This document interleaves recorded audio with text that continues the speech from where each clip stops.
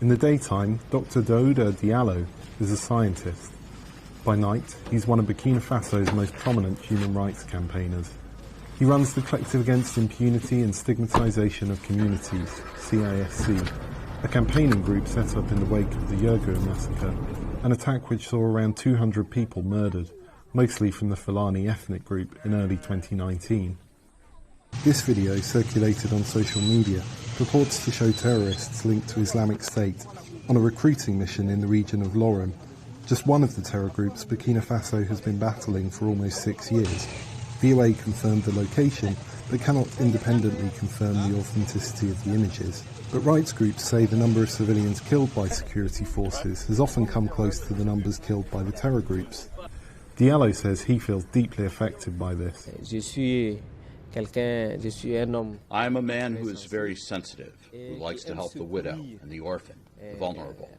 I devote my free time to this, but it is not an easy job, nor is it paid. I do it out of humanitarianism. He points out that one of the government's most controversial policies is a law which allowed pre-existing civilian militias, known as Cogluiegos, to be armed and trained by the government. The new force is called the Volunteers for the Defence of the Homeland, or VDPs. When the law was created in 2020, Human Rights Watch said arming poorly trained civilians could lead to abuses.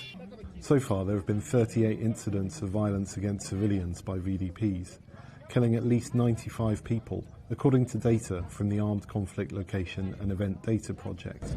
This man, whose name has been withheld to protect his safety, says he watched as VDPs killed 2 of his neighbours after accusing them of being terrorists. A man named Isa, he was sick and he came to the market and they shot him there. Bad things happen. That's why I ran away. The militias are chasing you. The terrorists are chasing you. Burkina Faso's Ministry of Defence did not respond to an interview request about the incident.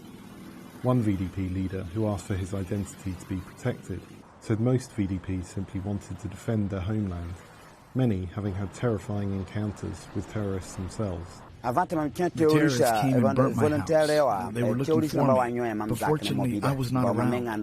They also killed some of my neighbors and burnt their houses as well.